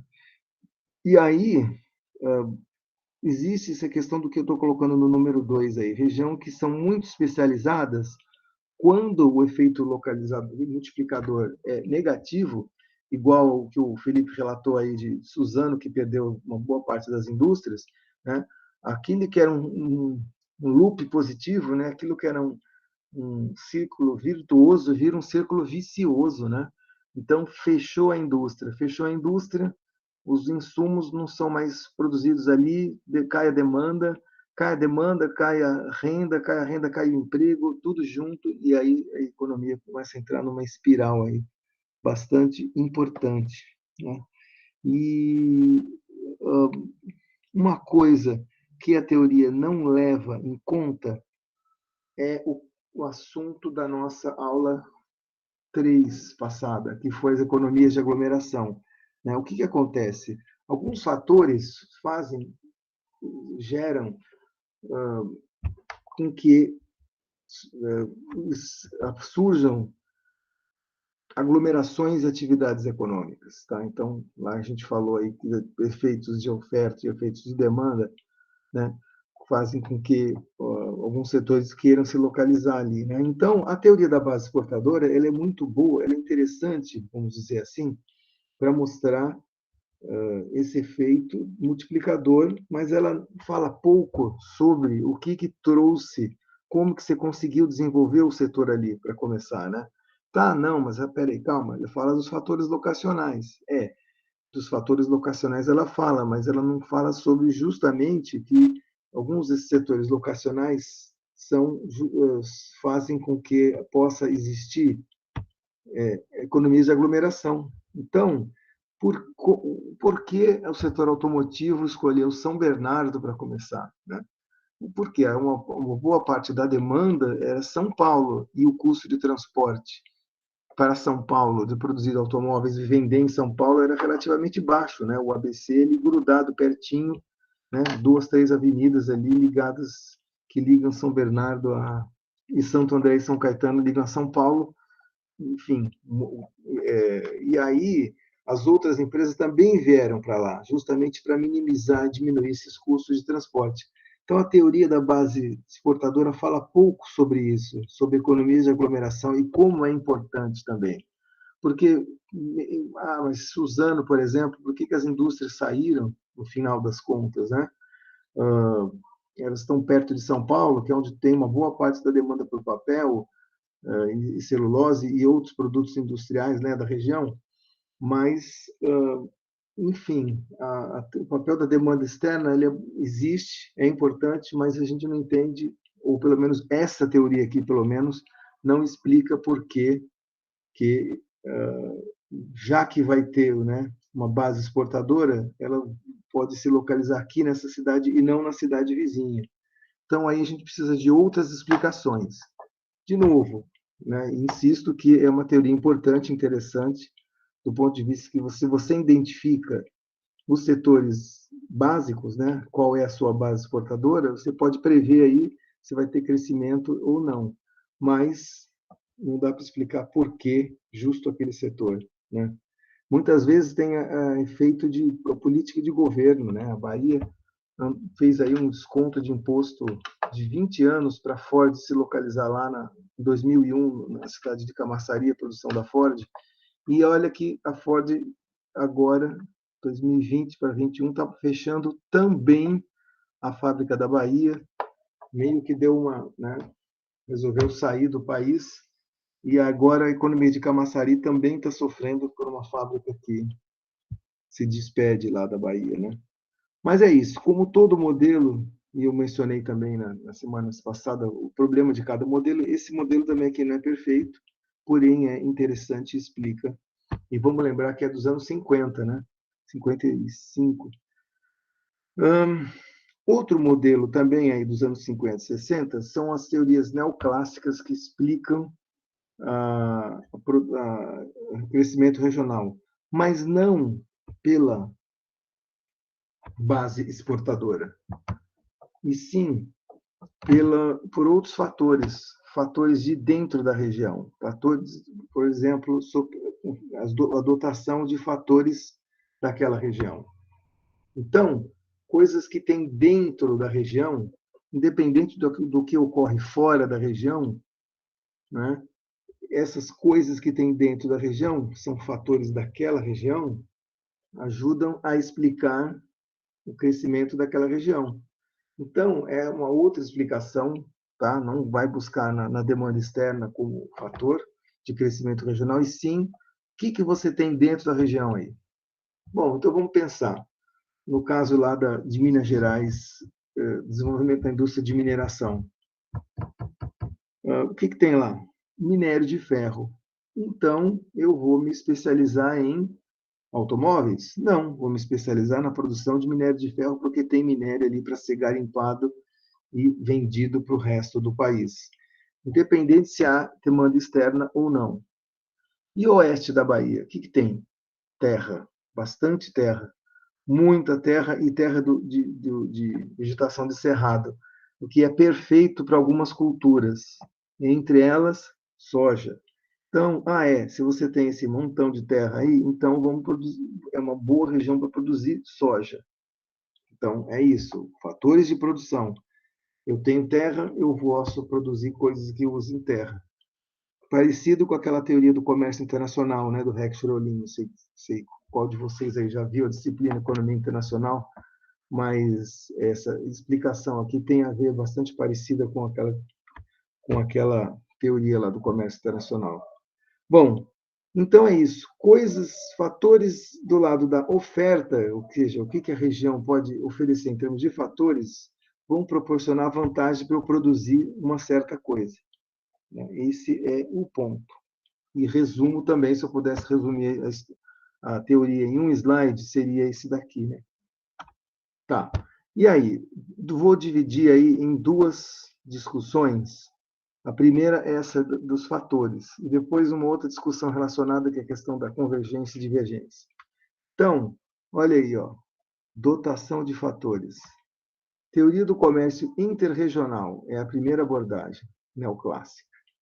Então, é a mesma teoria neoclássica do comércio internacional Rex Rolin, né? Qual que era a ideia? É o seguinte, quais são os seus fatores de produção que você tem aí? O Japão tem bastante mão de obra especializada e tem capital. Então, ele vai produzir produtos que usam esse tipo de fator. Tá? Ele vai ter vantagem comparativa, inclusive, na exportação desses produtos. Não só o Japão, mas também as regiões do Japão, ou as regiões do Brasil. Em outras palavras, eu estou usando a mesma teoria do comércio internacional para comércio de regiões, o que uma região exporta. Né? Então, de novo, uma região que tem bastante terra vai produzir produtos intensivos e que usem bastante terra, tá certo? Vai, inclusive, se especializar na produção desses produtos aí. Então, sei lá, Tóquio, Osaka, as grandes cidades ali japonesas, são regiões que, por ter mão de obra especializada em software, computação, enfim, vão poder se produzir, se especializar naqueles produtos, nesse tipo de produtos. Já o oeste da Bahia, que tem bastante terra, vai produzir produtos que usem bastante terra. Um deles é a soja, mas não é o único, tá? E lá eles, de fato, produzem e exportam soja. Então, a teoria do comércio interregional é isso. Só relembrando aí para quem já viu isso na outra disciplina, Economia Internacional, ou quem não viu, é essa ideia aqui, tá? Dotação de fatores. Quais são os fatores que você tem para a oferta? Então, é baseado nisso que você vai se especializar e gerar produtos para exportar para outras regiões e países. Tá? Então, é isso. O que eu posso dizer aqui? Isso daqui, enfim, vou pular isso daqui, mas o principal é esse ponto aqui, de que a dotação de fatores é o que determina o que cada região vai produzir e se especializar. Outra discussão é a teoria do modelo neoclássico, baseado no seguinte: você tem produtos, você tem regiões, as regiões elas são diferentes, tá? E aí ela vai ter estoques de fatores diferentes, que nenhumas têm mais capital, outras têm mais trabalho, outras têm mais terra e assim por diante. Se você pegar, então, por conta disso, eu tenho fatores diferentes, eu vou ter produtividades desse fator diferente. Tá? Então, eu consigo ser mais produtivo em trabalho, ou em terra, ou em capital, vai dependendo do que eu for. O que acontece é que eu vou ter diferentes produtividades. Aí, o que acontece? Vamos dizer que eu tenho duas regiões, uma região mais rica e uma região mais pobre. Ou seja, a região mais rica ela tem mais estoque de fatores para a produção e, portanto, as suas remunerações são convidativas porque elas têm uma produtividade maior, portanto, elas pagam mais. Tá? Então, eu começo a produzir, por exemplo, produtos industriais em São Paulo. E a outra região, vamos supor, sei lá, norte do país, ela é mais pobre porque ela não tem a mesma estoque de fatores, não tem a mesma produtividade que São Paulo. Então, o que ocorre inicialmente? Uma divergência. Vai ter uma região rica que vai crescer muito e outra região pobre que vai crescer menos. Tá? Então, foi o que aconteceu com o Brasil nos anos 50. Eu diria até, desde 1900 até os anos 50, o São Paulo foi a região que mais cresceu, primeiro por causa do café e segundo por causa da indústria. A indústria se desenvolveu em São Paulo por causa dos lucros do café, né? Parte dos lucros do café foram investidos em produtos industriais. Então, São Paulo, que já tinha produtividade melhor, melhores remunerações dos fatores, ela começa a crescer mais e vira a tal da região rica. Por outro lado, você tem uma região pobre, né? Ela vai ter um nível de renda mais baixo e vai ter vai se especializar em outros produtos mais pobres, que têm uma menor remuneração. Isso faz ocorrer uma divergência. Divergência, assim, uma região é mais rica, cresce mais, e a outra fica bem para trás. Tá? Só que, ao longo do tempo, o que acontece? Essas remunerações começam a mudar. À medida que a região rica começa a crescer demais, você vai começando a usar os seus fatores demais e a produtividade deles começa a ser menor. E aí sim, o que acontece?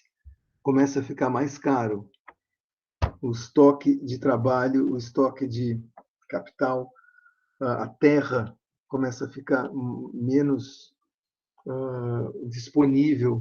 Então, esses começa a ficar mais caro, e aí começa a ter uma migração quando vem os novos investimentos, começam a sair dessa região mais rica e ir em direção à região mais pobre. Por quê? Um pouco por conta daquilo que a gente falou em umas aulas anteriores aí, sobre o uso excessivo de terra, o uso excessivo de uma determinada infraestrutura, começa a ter desaglomerações, economias de desaglomeração. Tá? Então, por exemplo, quando as empresas de automóvel chegaram no ABC, tinha terra sobrando, então o custo da aquisição e de construção daquelas fábricas foi muito baixo, certo? Não tinha tanta infraestrutura, mas a infraestrutura foi desenvolvida depois, as estradas, as ruas, tudo bem. Aí o que acontece é que depois, ao longo do tempo, já tem cada vez menos terra para você abrir novos empreendimentos, novas fábricas. E chega uma hora que lota, né? Começa a ter trânsito nas principais ruas e avenidas da região, né? Começa a ter bastante pessoas e começa, então, a ter um efeito de deseconomias de aglomeração. Então, o que era interessante se aglomerar ali começa a ficar pior. Então, a região rica ela fica menos convidativa para os próximos investimentos. E aí, pensa o que aconteceu nos anos 90 e fim de 90 com os investimentos do setor automotivo. Novas fábricas que chegaram no Brasil, nenhuma foi para a ABC, simplesmente nenhuma. Honda e Toyota foram para a região perto de Campinas, Peugeot foi para o estado do Rio, Renault foi para Curitiba. Então, outras regiões, aquelas que eu chamava de região mais pobre, lembra da região mais pobre? Elas começam a ter investimentos que antes ia para a região rica.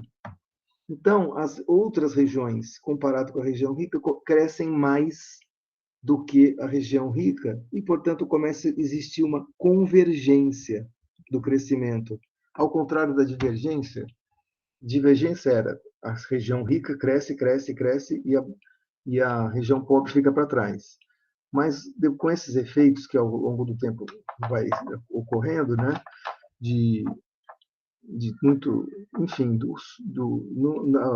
fica menos convidativa para investimento a região rica, esses investimentos vão indo para a região mais pobre e essa região começa a crescer relativamente. Então, esse é o efeito de convergência. É isso que essa teoria neoclássica fala.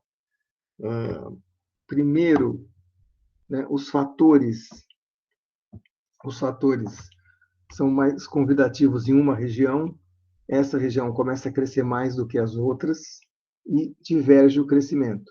Só que ao longo do tempo, o preço desses fatores vai ficando tão alto, que a região rica fica menos convidativa para investimento, que começa agora a migrar para as regiões relativamente mais pobres, e aí ocorre uma convergência, ou seja, quem era mais pobre começa a ficar mais próximo das regiões mais ricas. Tá? E esses investimentos do setor automotivo que eu falei para vocês, também, inclusive, foram para o Nordeste, alguns desses investimentos, a Ford na Bahia, a Fiat Jeep no Recife, essa fábrica aí da região sul, de Santa Catarina, né, que eu falei, enfim, e assim por diante. Tá?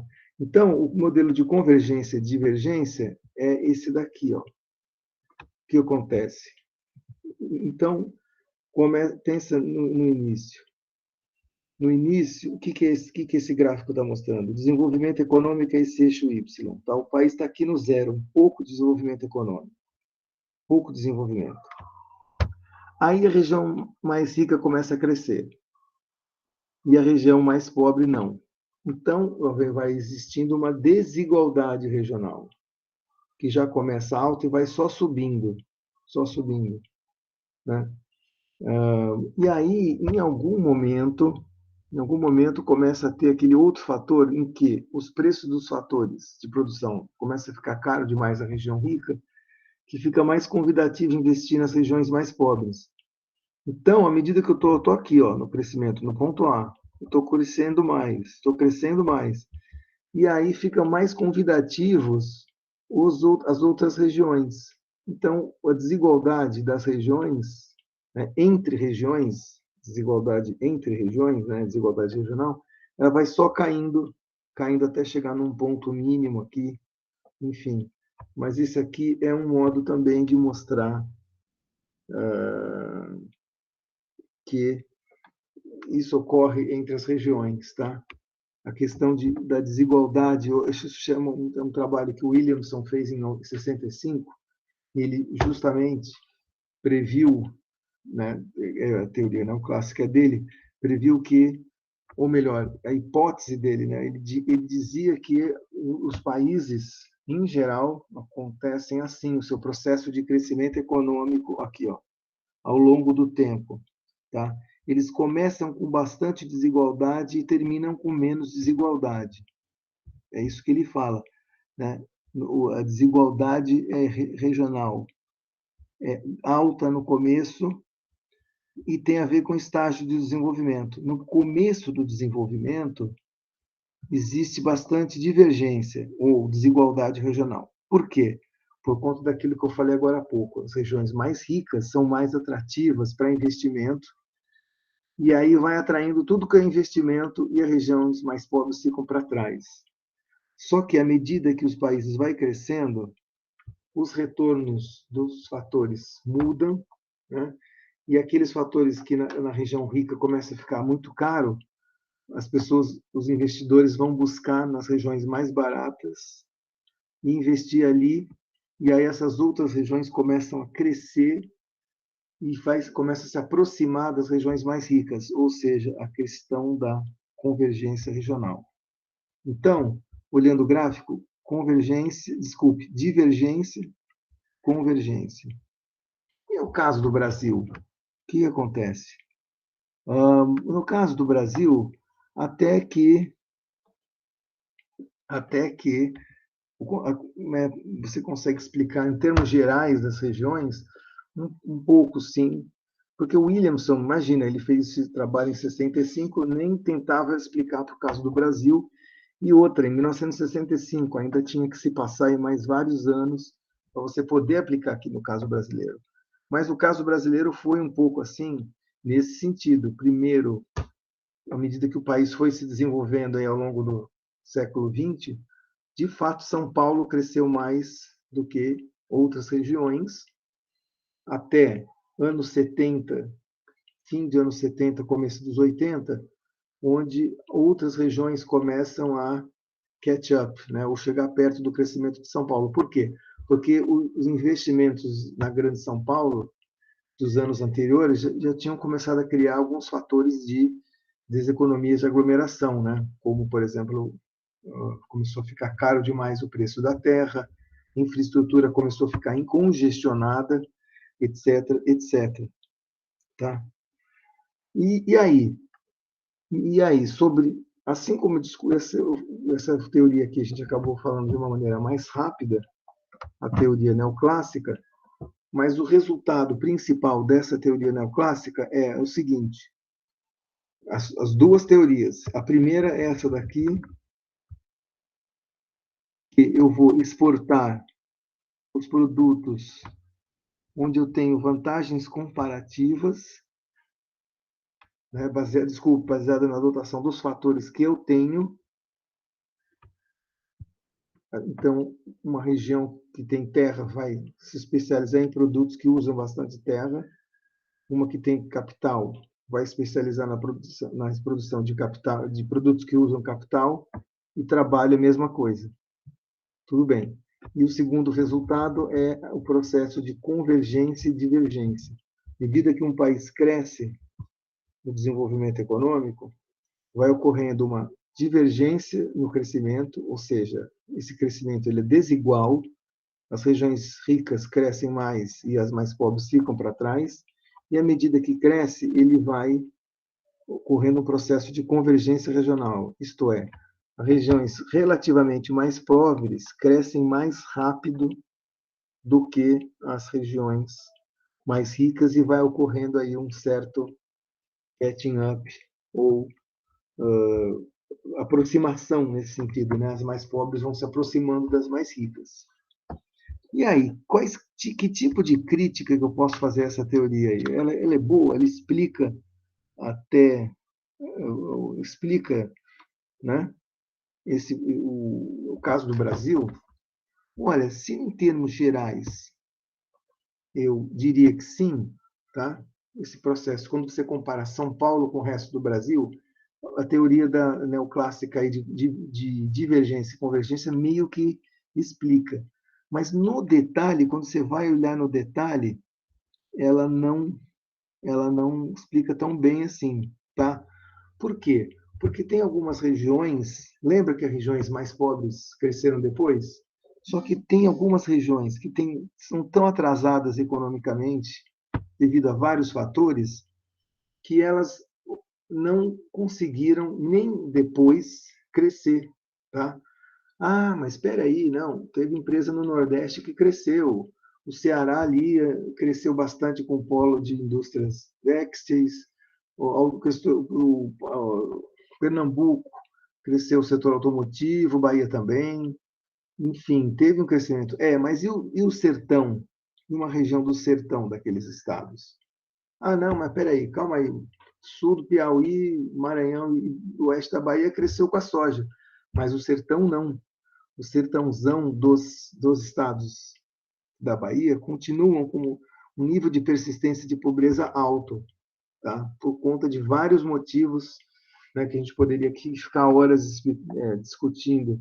Por exemplo, a falta de água crônica para você produzir produtos agrícolas nas regiões do sertão.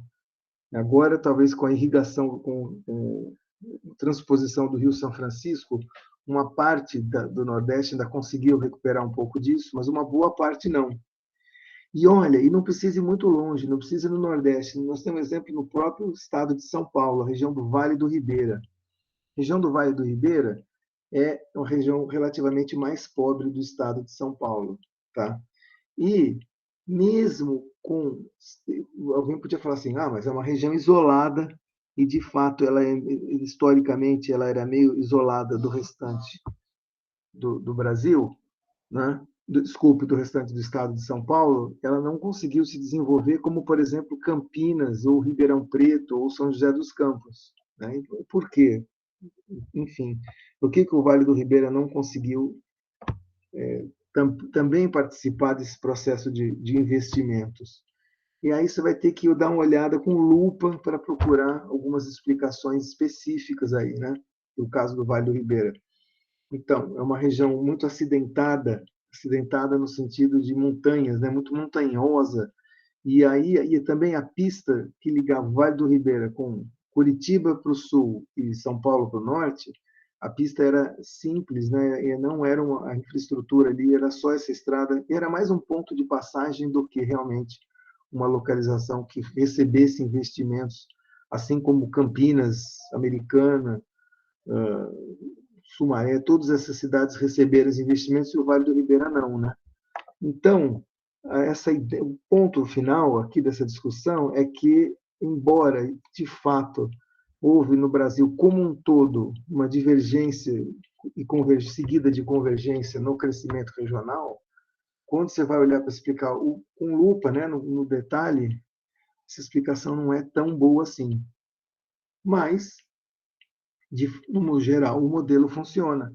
Você vê aí muitas regiões exportando baseada na dotação de fatores dela, não é?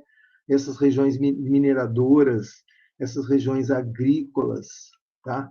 Elas exportam muito baseado na dotação dos fatores dela, né? No caso, ou minério ou terra, né? Mas aí você não consegue explicar outras coisas mais detalhado, e para isso a gente vai precisar de umas teorias mais bem elaboradas. Até porque, de novo, nem a teoria da base exportadora e nem a teoria neoclássica falaram sobre o papel da economia de aglomeração. Tá? Então, ou seja, uma empresa que chega, depois outras e se aglomeram, pode ser um fator positivo, né? Embora a partir de um certo tamanho pode ser negativo, mas é um fator em geral positivo para explicar crescimento regional. E sobre isso, então, fica para a aula que vem e para a aula seguinte, essas explicações aí, tá bom? Não sei se alguém tem alguma dúvida, comentário ou colocação com relação a essa discussão aí da segunda parte. Ou seja, Por hora não, professor. tá certo. Essa questão da convergência e divergência, vocês acreditam que ocorre no geral? Viram algum exemplo? Só a minha opinião, professor. Eu Sim. não sei se acontece bem dessa forma, porque também, como o senhor falou, são teorias, uma neoclássica e outra keynesiana, né? E bem como na economia, a gente tem nossas diferenças, tem gente que aceita que, né, a gente tem economistas que vão mais para o lado keynesiano, os neoclássicos, clássicos, enfim. E aí, Certo. então, essa parte das vantagens comparativas, né, é uma coisa que ela está mais aí na teoria clássica e neoclássica, né? Uhum.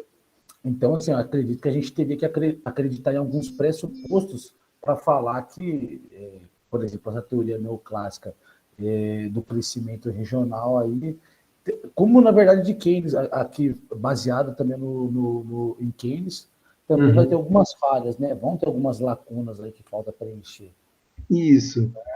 Perfeito. E a análise econômica é assim, né? Primeiro, não existe total concordância, por conta de, às vezes, diferenças de pensamento.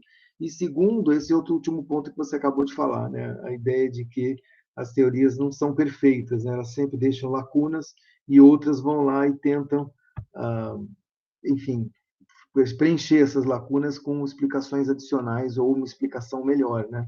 Que é o que a gente vai ver na semana que vem aí, teorias baseadas também na importância da economia de aglomeração. Professor, muito bem. Diga, pois não. Pensando nessa teoria aí, neoclássica, né? E no Brasil, você falou sobre a questão das dotações, acho que as naturais não tem nem discussão, né? Obviamente que vão se concentrar onde se pode, né? Extração de minério, só dá para fazer onde tem um minério, por exemplo, né? Mas já tem estudos, por exemplo, isolando o fator da disputa fiscal para levar indústrias, por exemplo, mais na área de indústria, para ver se, independente disso, elas realmente se espalharam para o Brasil ou foi basicamente a guerra fiscal que levou elas para fora do eixo que elas estavam antes.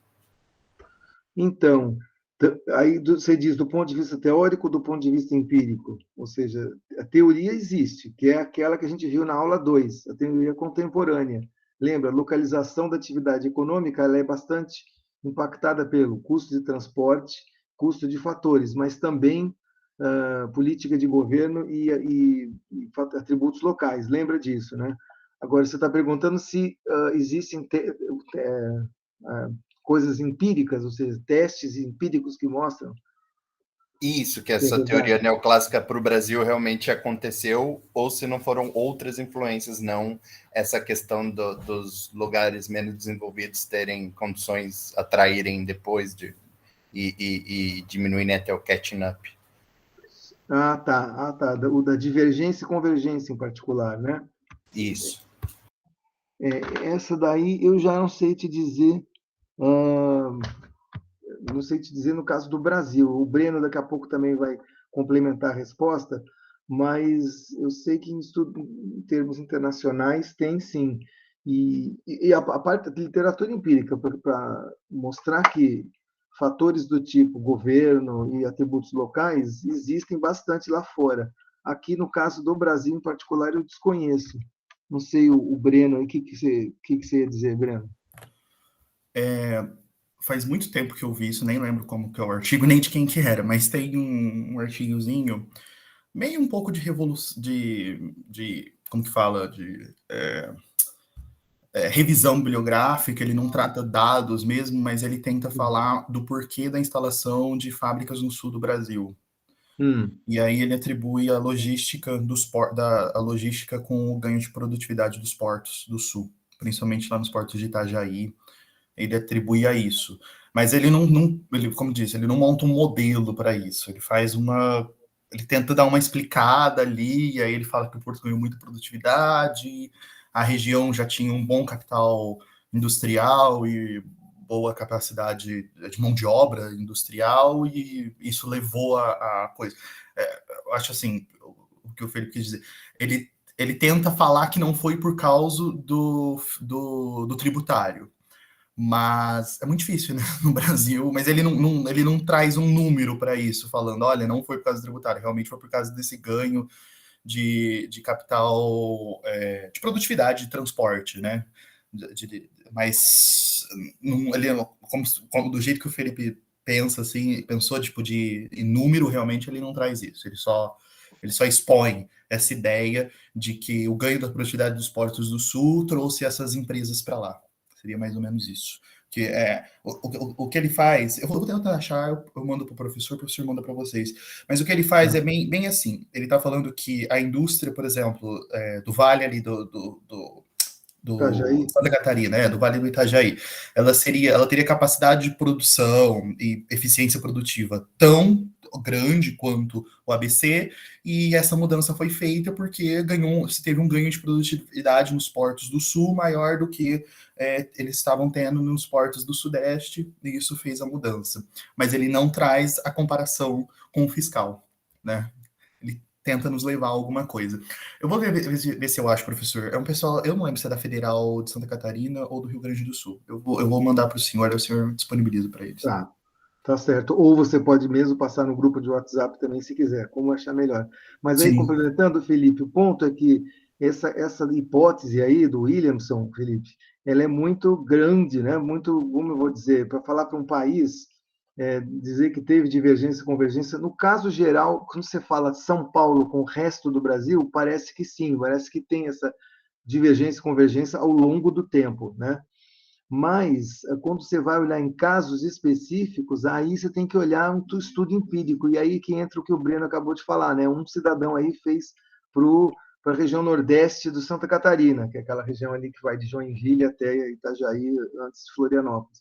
Aí, de repente, você pode ter um outro teste empírico disso daí, usando um outro modelo para, sei lá, Rio Grande do Sul, ou para São Paulo, e aí são testes empíricos aí que você pode fazer, inclusive uma bela de uma monografia, por exemplo, daria um tema. Mas a ideia é essa, que você tem que ir no nível mais detalhado, né? E aí uma hipótese que pode se explicar é isso que você acabou de falar. Talvez tenha um papel, sim, dos usos dos impostos, né? Ou seja, de subsídio, desculpa, desconto de imposto, subsídio para localização. É uma hipótese que pode ser testada, mas aí num trabalho empírico, né? Legal, gente. Obrigado vocês eu tô curioso para ver o trabalho aí. Valeu. Valeu. Então, eu vou terminar a gravação por aqui.